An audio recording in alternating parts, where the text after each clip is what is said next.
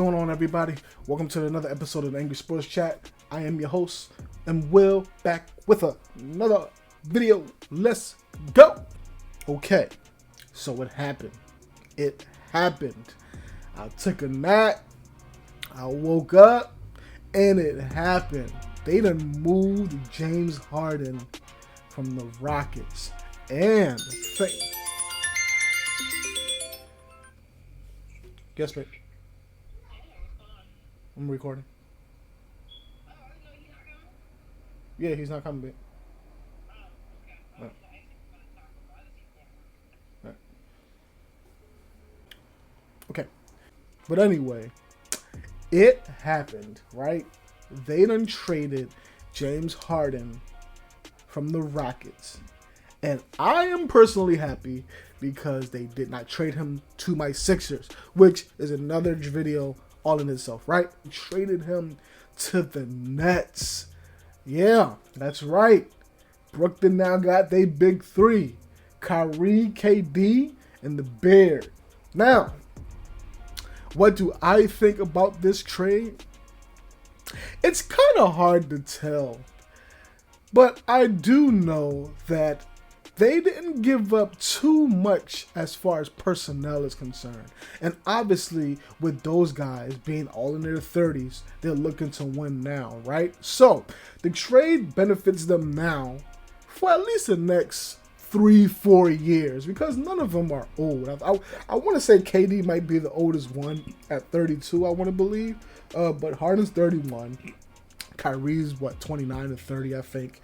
And then you got the rest of the squad, pretty nice mix of guys, and they didn't give up too many players. The only guy that they gave up that I thought that they should have, tried hard to keep it at the same time, the trade wouldn't have happened if they would have not thrown him in the mix was LeVert. Okay, so obviously if you're going to get talent, you got to give up talent. It is what it is, but as far as like what it means for them, in the foreseeable future, yeah, they're automatically contenders. Now, there's a whole lot of things that I'm going to say is going to play in their favor. I don't know if Harden I know Harden and KD have their relationship, right? I'm not sure what Harden and Kyrie's relationship is like. Both of them are very ball dominant. And both of them require the ball a lot, and both of them can kind of stagnate in offense. And now you got two of those guys, two of the top 3 ball stagnant players in the league, mind you, with Russ being the third, okay? You have 2 of the 3 most ball stagnant players on the roster, along with KD. Now, I want to believe that things will fare out better because, those guys are going to get theirs, right? But we're talking about the rest of the crew, and I'm not really sure if they're going to be ready for that. I'm just not sure because it worked for the most part with James and Houston because they had a special group of guys who understood, listen, James Harden's going to do what he does.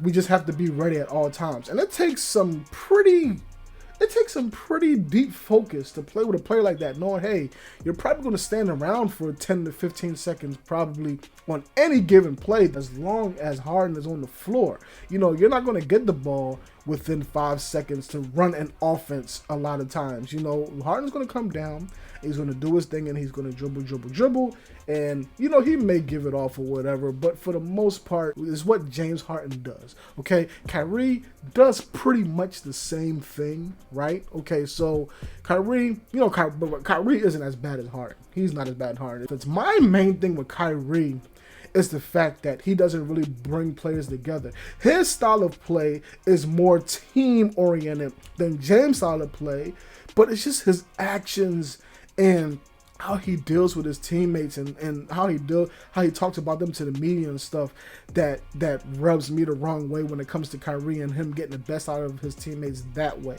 James doesn't throw players under the bus, but his play is kind of detrimental. So it's like, it's a crazy mix, and I know KD gotta be there, like KD gotta be in Brooklyn right now, like, yo, what's really happening?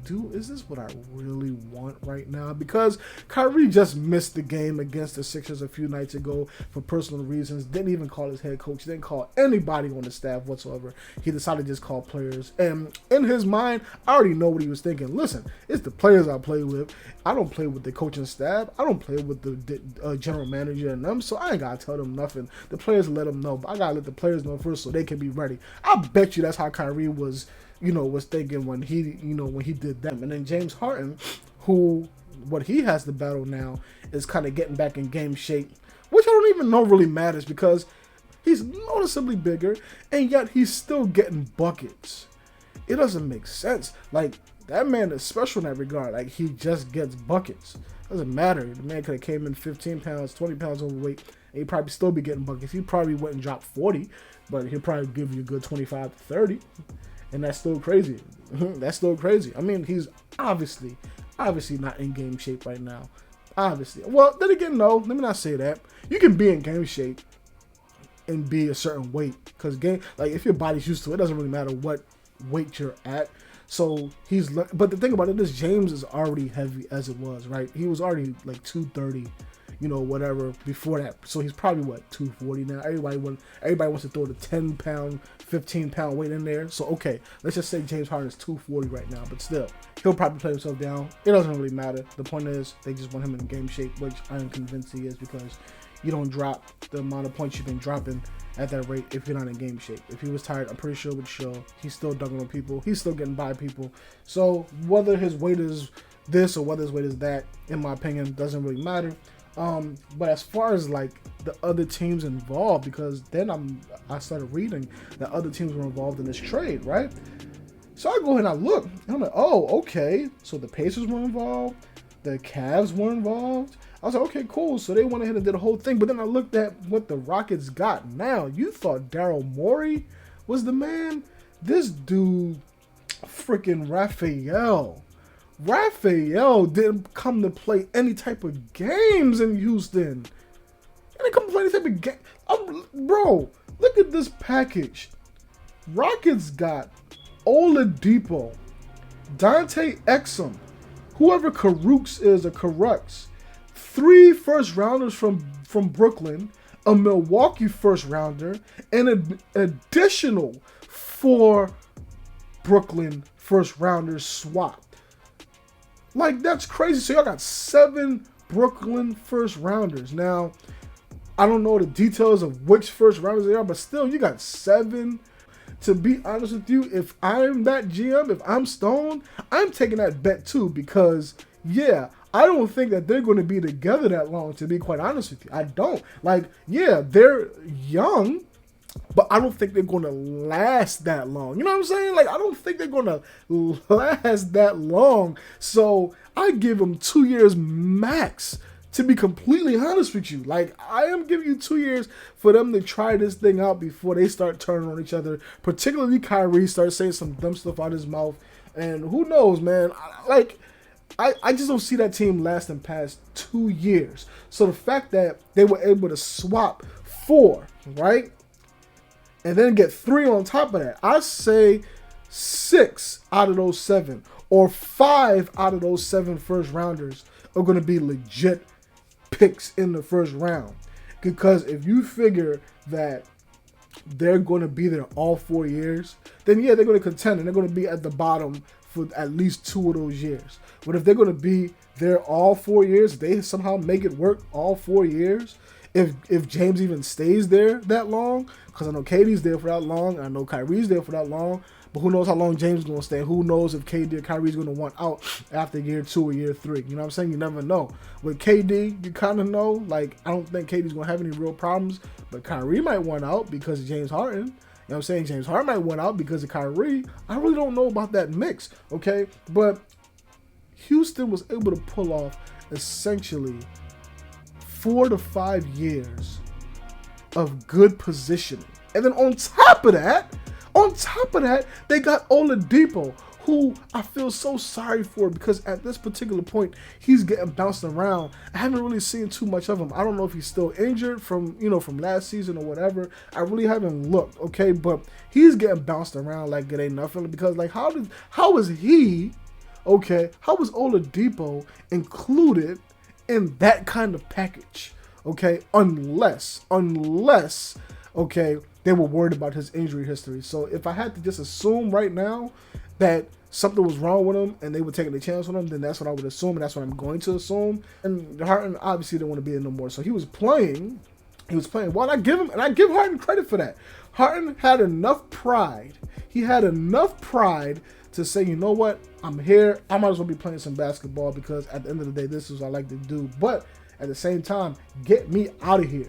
Okay, Houston, I'm not playing with y'all no more. I'm going to keep ringing the bell, sounding the alarm, blowing the horn until y'all go ahead and get me out of here. And I'm going to just sulk and do whatever it is I got to do visibly. And I got to make it look bad. I'm going to make it look whatever. But through all of that, I give him credit. The man still went ahead and still played.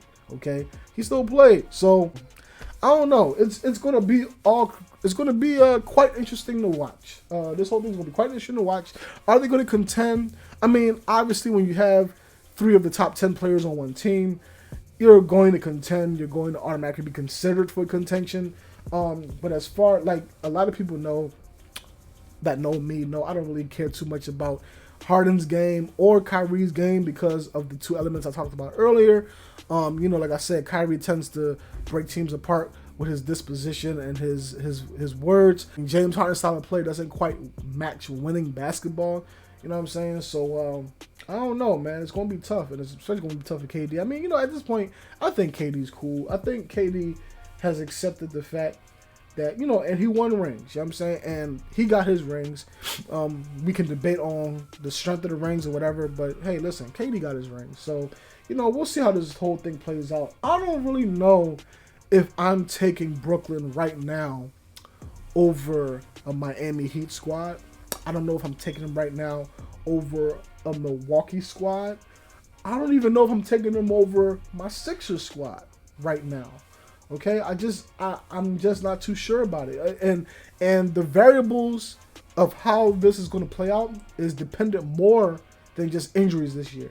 Like players, if something happens and they somehow break protocol or whatever, then they're forced to sit out for however many games or whatever. Like, and we've seen it quite a few times already where players were missing games because they had to quarantine because somehow, some way they, something happened. They, inadvertently or advertently, for all I know, violated the protocols and were deemed unsafe for a game or 2 or 3 or whatever the length of it is.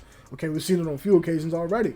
It's going to be interesting to watch. It's definitely going to be interesting to watch.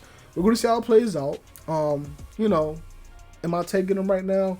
I mean, I'm kind of forced to, because like I said, even though the style of play and the mentality of a few of the guys there are what they are, I am kind of still forced to recognize the fact that they're just more talented. And in more cases than not, the talent does win out, okay? It takes a very special group of people who aren't as talented to win against talent. It takes a very special group. We've only seen that maybe 2 or 3 times in the last 30 years, okay? Usually the talent wins, and Brooklyn has the most talent. That's just the bottom line. Brooklyn has the most talent. So despite how I may feel about a couple of the guys, I say I won't take them over certain people. So the only team I really want to take them over is Miami. And Milwaukee. They have the talent, okay, and they got the camaraderie, okay. So the Sixers, they have some talent, but they got Doc as a new coach and everything. So, and then of course there's Ben doing what Ben does that's holding that team back.